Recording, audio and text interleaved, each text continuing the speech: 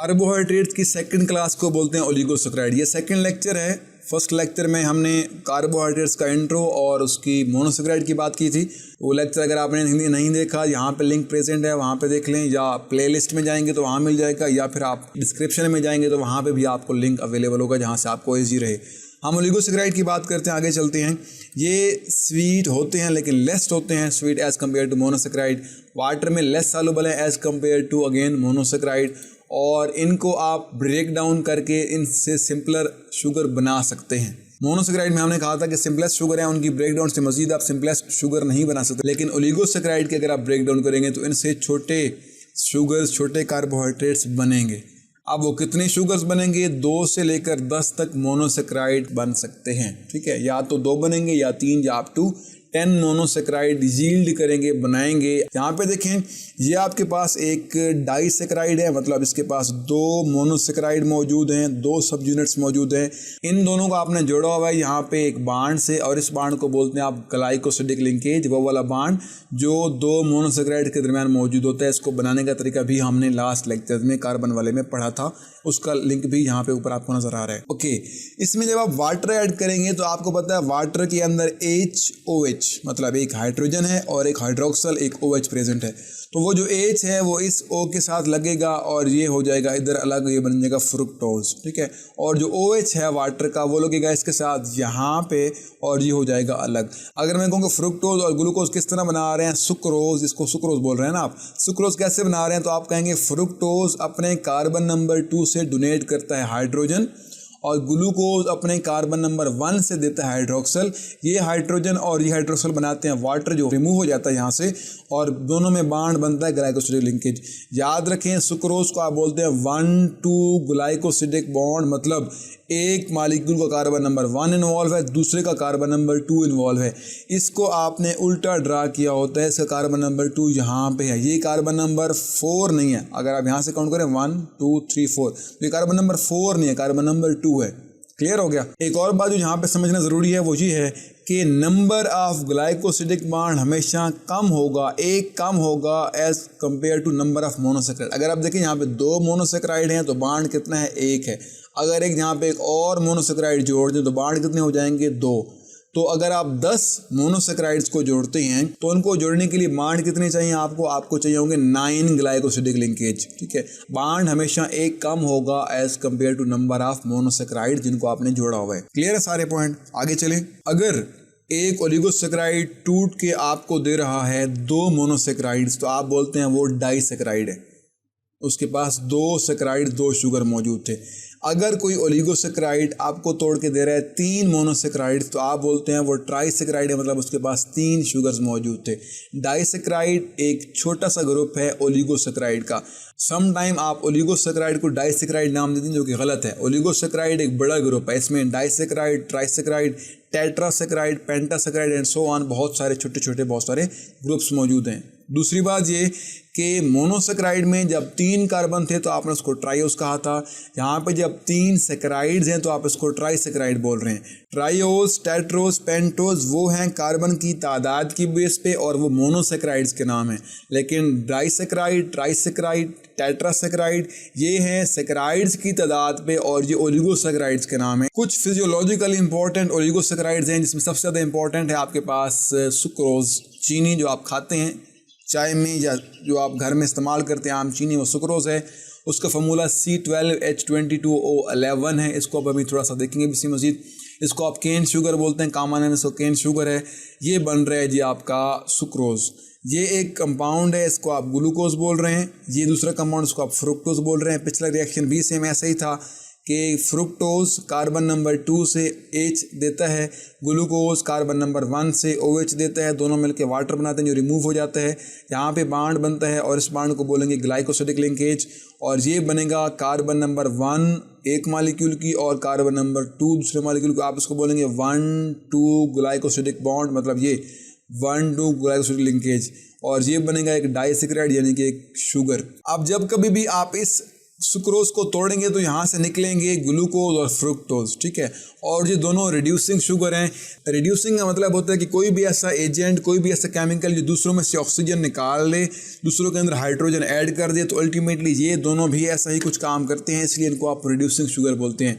दो और आपके इंपॉर्टेंट ओलिगोसैकेराइड्स हैं, इनको बोलते हैं माल्टोज और एक को बोलते हैं लैक्टोज। इनकी डिस्क्रिप्शन डिटेल बुक में नहीं है तो हम इसको डिस्कस नहीं करेंगे। नेक्स्ट हमारे पास आते हैं पॉलीसैकेराइड्स। पॉलीसैकेराइड में देखें, पॉली का मतलब है बहुत सारे, सैकेराइड का मतलब है शुगर्स। तो जब बहुत सारे शुगर्स, कितने शुगर, 10 से ज़्यादा शुगर्स इकट्ठे होंगे तो बोलेंगे पॉलीसैकेराइड। 10 तक लिमिट है आपके पास ओलिगोसैकेराइड की, 10 से बढ़ेंगे तो वो बन जाएगा पॉलीसैकेराइड। ये ब्रांच्ड होते हैं और इनका टेस्ट नहीं होता, टेस्टलेस होते हैं, और ये सबसे ज़्यादा पाए जाने वाले कार्बोहाइड्रेट्स हैं। मोस्ट अबंडेंट कार्बोहाइड्रेट कौन से हैं? पॉलीसैकेराइड हैं।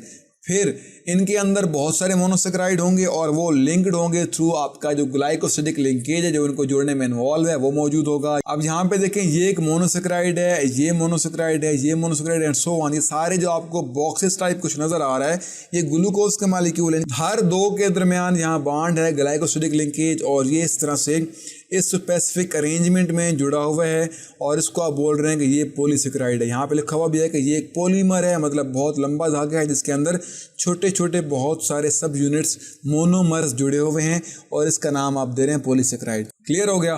कुछ एग्जांपल्स हैं पॉलीसैकेराइड के, जैसे काइटिन है, सेलुलोज है, डेक्स्ट्रिन है, agar, pectin, glycogen and starch. Chitin वही चीज़ है, वही केमिकल है जो फंजाई की सेल वाल में प्रेजेंट है। सेलुलोज प्रेजेंट होता है आपके प्लांट की सेल वाल में, और डेक्स्ट्रिन, एगर, पेक्टिन वगैरह का कोई जिक्र बुक में कहीं पे भी नहीं है, हम तो उसको डिस्कस हम नहीं करेंगे। ग्लाइकोजन आपके ह्यूमन बीइंग के लिवर के अंदर प्रेजेंट है, इसका जिक्र अभी थोड़ी देर में आने वाला है। स्टार्च का जिक्र भी थोड़ी देर में आने वाला है। चूँकि इनके अंदर एटम्स की तादाद बहुत ज़्यादा होगी तो इनका मॉलिक्यूलर वेट बहुत हाई होता है, और स्पेरिंगली सॉल्युबल है, मतलब बहुत कम अमाउंट में सॉल्युबल होते हैं।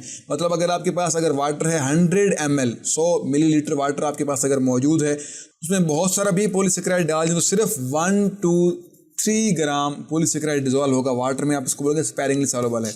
ठीक हो गया? नेक्स्ट कुछ एग्जांपल्स हैं। फॉर एग्जांपल स्टार्च, ये एक पॉलीसैकेराइड है, ये फ्रूट्स के अंदर प्रेजेंट है, ग्रेन्स, सीड्स और ट्यूबर्स के अंदर प्रेजेंट है। हमने इन सबको देखा हुआ है, पढ़ा हुआ है। जब कभी भी स्टार्च को आप ऐड करेंगे आयोडीन में तो जो कलर बनेगा वो ब्लू कलर बनेगा। आयोडीन लिक्विड फॉर्म में होगा, उसमें स्टार्च आप डिजोल्व करेंगे तो जो सोल्यूशन बनेगा that will be of blue colour. ठीक हो गया? स्टार्च के अंदर छोटे छोटे बहुत सारे ग्लूकोज के मॉलिक्यूल होते हैं। बहुत सारे ग्लूकोज के मॉलिक्यूल को आपने जोड़ा हुआ है तो ये क्या बन रहा है? स्टार्च। जब कभी भी इसको तोड़ेंगे आप तो छोटे छोटे ये जो ग्लूकोज के मॉलिक्यूल हैं ये बन जाएंगे। इसी स्टार्च को एनिमल्स यूज करते हैं as a source of carbohydrate. आप जब कभी भी कोई प्लांट की चीज़ खाते हैं तो आप बॉडी में स्टार्च लेके जा रहे होते हैं।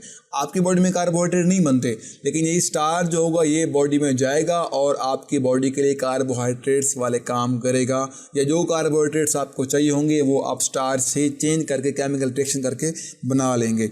नेक्स्ट कुछ टाइप्स हैं स्टार्च के हमारे पास। एक को बोलते हैं आप अमाइलोज और दूसरे को बोलते हैं अमाइलोपेक्टिन। अमाइलोज जो होता है वो अनब्रांच्ड है और पानी में, गर्म पानी में हल हो जाता है। आपका जो अमाइलोपेक्टिन है वो ब्रांच्ड है और वो किसी भी तरह के पानी में हल नहीं होता, चाहे वो गर्म हो या ठंडा हो। हॉट और कोल्ड वाटर दोनों में सॉल्युबल नहीं होता, इनसॉल्युबल है।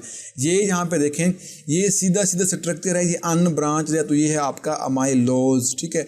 ये एक लंबा पॉलीमर है और यहाँ पे जाके इस पॉलीमर के साथ एक चेन अटैच हो गई ये वाली, तो इसको बोलते हैं आप अमाइलोपेक्टिन। ये लिखा हुआ है अमाइलोपेक्टिन। ठीक हो गया?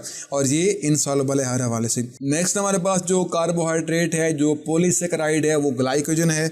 ग्लाइकोजन हर तरह के एनिमल सेल्स में प्रेजेंट होता है और ये अबंडेंट है, ज़्यादा मिकदार में प्रेजेंट होता है मसल्स में और लिवर में। ये मसल्स हैं आपके, पट्टे हैं जो बॉडी को मूव करवाते हैं, और ये आपका लिवर है जो कि जुड़ा हुआ है आपके डाइजेस्टिव सिस्टम के साथ। ये नज़र आ रहा है आपको, कलर्ड फॉर्म में है। इनके अंदर ग्लाइकोजन ज़्यादा स्टोर होता है। ग्लाइकोजन आयोडीन के साथ रेड कलर देता है। आयोडीन सोल्यूशन में अगर आप ग्लाइकोजन ऐड करेंगे तो वो सोल्यूशन जो बनेगा उसका कलर कौन सा हो जाएगा? रेड कलर हो जाएगा। आप ग्लाइकोजन को तोड़ेंगे तो इससे भी क्या चीज़ बनेगी? ग्लूकोज के मॉलिक्यूल बनेंगे। यहाँ पे देखें, ये पूरा स्ट्रक्चर जो है ग्लाइकोजन का स्ट्रक्चर है, है, इसमें भी चेन मौजूद है ऊपर यहाँ पे, और इसको अगर आप ब्रेक डाउन करवाएंगे तो ये एक ग्लूकोज का मालिक्यूल अलग होगा और हर एक छोटे छोटे जो ग्लूकोज का मालिक्यूल है सारे के सारे क्या हो जाएंगे, सेपरेट हो जाएंगे। इसको आप एनिमल स्टार्च बोलते हैं क्योंकि इसी ग्लाइकोजन की फॉर्म में हमारी बॉडी में कार्बोहाइड्रेट स्टोर होता है। प्लांट में जो स्टोरेज है कार्बोहाइड्रेट की वो स्टार्च फॉर्म में होती है, एनिमल में जो स्टोरेज है कार्बोहाइड्रेट्स की वो ग्लाइकोजन की फॉर्म में होती है। याद रखें, स्टार्च जो था वो सोर्स था कार्बोहाइड्रेट का और ग्लाइकोजन जो है ये स्टोरेज के तौर पे काम कर रहा है एनिमल के लिए, ठीक है। और ग्लाइकोजन जो है ये मुकम्मल तौर पे इनसॉल्युबल है, पानी में मुकम्मल तौर पे ये हल नहीं होता। नेक्स्ट हमारे पास सेलुलोज है। सेलुलोज एक पॉलीसेकेराइड है अल्टीमेटली, और ये प्रेजेंट है प्लांट की सेल वाल में। यहाँ पे देखें ये प्लांट है, इसकी सेल, ये सेल है पूरे का पूरा, और ये ग्रीन पार्ट जो है बाहर ये इसकी सेल वाल है। इसको जूम करें तो आपको थ्रेड्स नज़र आते हैं, इनको फर्दर जूम अप करते जाएँ तो आपको ये मालिक्यूल नज़र आते हैं। ये मालिक्यूल इकट्ठे होकर क्या बना रहे हैं, आपके पास सेलुलोज बना। सेलुलोज कहाँ मौजूद है, आपके प्लांट की सेल वाल में ये प्रेजेंट होता है और ये मोस्ट अबंडेंट कार्बोहाइड्रेट है। अब अगर मोनोसेकेराइड, ओलिगोसेकेराइड और पॉलीसेकेराइड की बात करेंगे आप, तो उनमें जो मोस्ट अबंडेंट है वो सेकेराइड है। अब पॉलीसेकेराइड में मजीद अगर आपसे पूछें कि ग्लाइकोजन या सेलुलोज या स्टार्च में कौन ज़्यादा अबंडेंट है तो कौन है, सेलुलोज है। कॉटन जो है ये प्योर फॉर्म है सेलुलोज की, मतलब मुकम्मल तौर पे कॉटन जो है मुकम्मल तौर पे क्या होती है, सेलुलोज होती है। अगर आप इसको आयोडीन से मिलाएंगे तो कोई भी कलर नहीं देगा। आयोडीन के अंदर अगर सेलुलोज ऐड करेंगे तो वो वैसे ही रहेगा, कलरलेस रहेगा, हाईली इनसॉल्युबल, मुकम्मल तौर पर पानी के अंदर ये हल नहीं होता। सेलुलोज की ब्रेक डाउन से ग्लूकोज के मालिक्यूल बनते हैं। ये देखें यहाँ पे, ये ग्लूकोज का एक मालिक्यूल है, बहुत सारे जुड़े हुए हैं, मतलब सेलुलोज बना हुआ है। इनकी जब ब्रेकडाउन होगी, जब ग्लाइकोसिडिक लिंकेज टूटेगा तो क्या बनेगा, it will yield lots of glucose molecule. अगर आप सब चीज़ें खाएं तो वो आपकी बॉडी में डाइजेस्ट नहीं होती, क्योंकि ह्यूमन बॉडी के अंदर जो सेलुलोज है वो डाइजेस्टेबल नहीं है, इनडाइजेस्टेबल है। ना सेलुलोज टूटेगा और ना वो डाइजेस्ट होगा, क्योंकि सेलुलोज की ब्रेकडाउन के लिए, डाइजेशन के लिए आपको खास तरह का एंजाइम रिक्वायर्ड है, इसको बोलते हैं आप सेलुलेज। और ये सेलुलोज प्रेजेंट होता है सिर्फ हर्बीवोर्स के अंदर, इसलिए हर्बीवोर्स जो हैं वो डाइजेस्ट कर सकते हैं। उनके अंदर सेलुलोज कहाँ से आता है, उनकी जो डाइजेस्टिव सिस्टम है वहाँ पे कुछ बैक्टीरिया, कुछ यीस्ट, कुछ प्रोटोजोआ, कुछ छोटे मोटे ऑर्गेनिज्म मौजूद होते हैं। ये ऑर्गेनिज्म प्रोड्यूस करते हैं सेलुलोज और ये हेल्प करता है हर्बीवोर्स के अंदर सेलुलोज की डाइजेशन में। तो इस तरह हमारा कार्बोहाइड्रेट्स वाला टॉपिक कंप्लीट हुआ। हमने इसके अंदर तमाम इंपॉर्टेंट कॉन्सेप्ट्स पढ़े। उम्मीद है इन तमाम बातों को अगर आप माइंड में रखते हैं तो कहीं से भी घुमा फिरा के MCQ शॉर्ट क्वेश्चन आ जाए तो चीज़ों को रिलेट करके आप उनका आंसर अच्छे तरीके से दे पाएंगे। उम्मीद है इस चीज़ का आपको फ़ायदा होगा। Wish you good luck. Thank you. अल्लाह हाफिज़।